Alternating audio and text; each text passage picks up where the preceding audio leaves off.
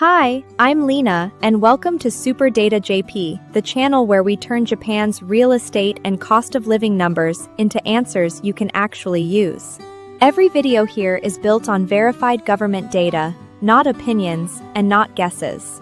Whether you're planning to invest, relocate, or just curious what life in Japan really costs, you're in the right place. Let's get into today's numbers. Japan supposedly has a 30 million yen retirement visa, proof of savings, private insurance, and you're in. Almost every article about retiring in Japan mentions it. Almost none of them mention how long you're actually allowed to stay. Final video in our visa and residency series. First, the business manager visa's new investment minimum. Then, what permanent residency actually requires. Now, what it takes, and costs, to actually retire here. Start with the honest premise. Japan has no visa category literally called a retirement visa, unlike Thailand, Portugal, or Panama. What people mean when they say that is a specific designated activity status meant for tourism and recuperation.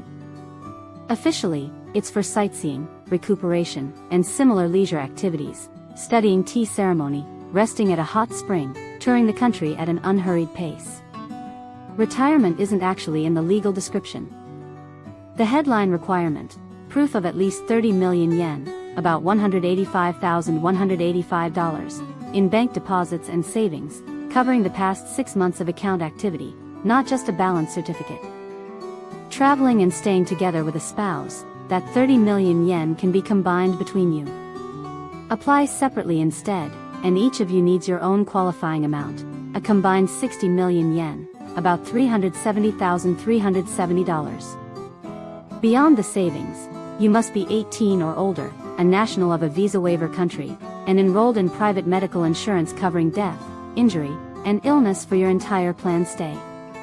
Working for income in Japan is not permitted. Here's the part almost nobody leads with. This visa starts at 6 months. You can renew it exactly one time. That's it, a hard ceiling of 12 months total, not an ongoing residency status you keep extending year after year. When that year is up, you don't get to just keep renewing. You have to leave Japan. If you still meet the requirements, you can file a brand new application and get another year, but immigration treats it as a fresh case each time, not a continuation. One more limit worth knowing, a spouse can accompany you under a linked category, but children cannot be brought along on this status at all. This was never designed around a family settling down. In practice, this suits someone who wants a very long, very comfortable vacation, a year exploring Japan on 30 million yen in the bank, far more than someone trying to permanently settle down and call Japan home. So if that's not really a retirement plan, what is?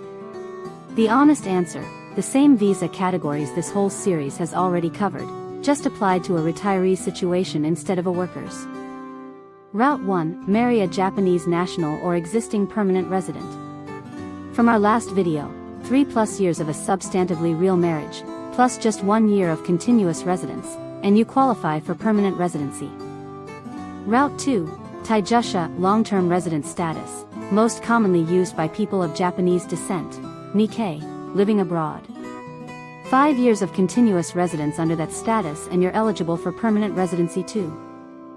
Route 3, invest your way in.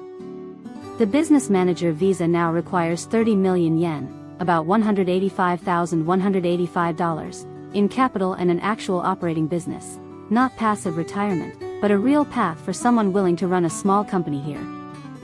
Route 4, the standard track, 10 years of residence in Japan, most of it on a work or residence-based status. This only works if you're already living here on some other visa well before you plan to retire. Which exposes the real catch. If you've never lived or worked in Japan, aren't marrying a Japanese national, and aren't of Japanese descent, there is no visa path to permanently settling here on savings alone. Unlike Portugal or Panama, money by itself doesn't buy you a Japanese retirement.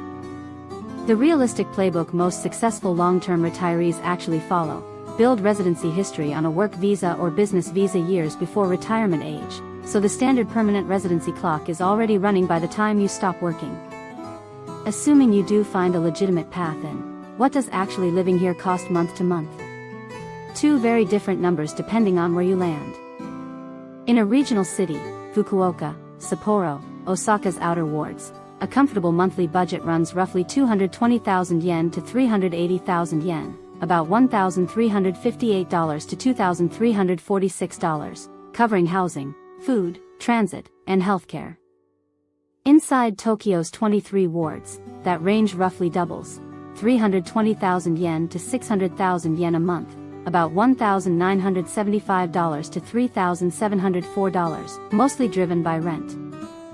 Healthcare is the line item retirees most consistently underestimate. Once you're a mid- to long-term resident, you're generally required to enroll in national health insurance, and unlike employer-sponsored coverage, you pay the entire premium yourself.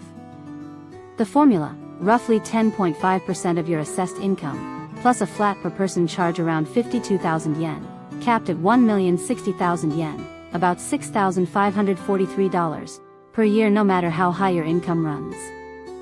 A concrete example, a single Tokyo resident with roughly 4 million yen, about $24,691, in annual income pays around 737,000 yen, about $4,549, a year in premiums, before a single doctor's visit. If you're on that 30 million yen long-stay visa specifically, add private medical insurance on top. The visa application itself requires proof you're covered for death, injury, and illness for the full stay, purchased before you even land. Picture two people, both 62, both with roughly the same net worth, both wanting to spend their retirement in Japan. One married a Japanese partner they'd been with for years, and banked continuous residence toward permanent status. The other relied solely on the long-stay visa, savings, insurance, a beautiful year, then had to leave and start the paperwork over. There's no employer safety net here either, unlike a work visa. Every renewal, every insurance policy, every proof of funds document is entirely on you to track and refile, year after year if you go the long-stay route. Before you plan a retirement move, confirm which actual visa category you qualify for: spouse, teijusha, business, or an existing work history toward permanent residency. Budget healthcare as its own line item, not an afterthought, and if you're relying on the long-stay visa, plan around its 1-year ceiling from day one, not as a surprise a year in. Same theme across all 3 videos in this series. The headline number search engines hand you 6 times the old capital requirement, an income figure, a savings threshold, is rarely the actual thing deciding your case. None of this replaces a real consultation. Visa category eligibility and health insurance enrollment get case-specific fast, and a licensed immigration lawyer or jiosashoshi can map your actual situation before you commit to a plan. There's no retirement visa in Japan, just a 1-year tourist allowance people misname, and a handful of ordinary visa categories that happen to also work for retirees who qualify well before they stop working. Quick recap: the long-stay visa caps at 12 months on 30 million yen savings. Real settlement routes are spouse, 3 + 1 years, teijusha, 5 years, or the standard 10-year track, and healthcare alone can run 737,000 yen plus a year. That wraps our visa and residency series. 3 videos, 3 headline numbers, 3 very different real answers underneath. Subscribe for more data-driven breakdowns of life and investing in Japan. And that's today's breakdown. If you're serious about real estate or moving to Japan, research like this is exactly what separates a smart decision from an expensive mistake. Subscribe so you don't miss the next deep dive, and drop a comment if there's a city or word you want us to cover next. Thanks for watching, and I'll see you in the next one.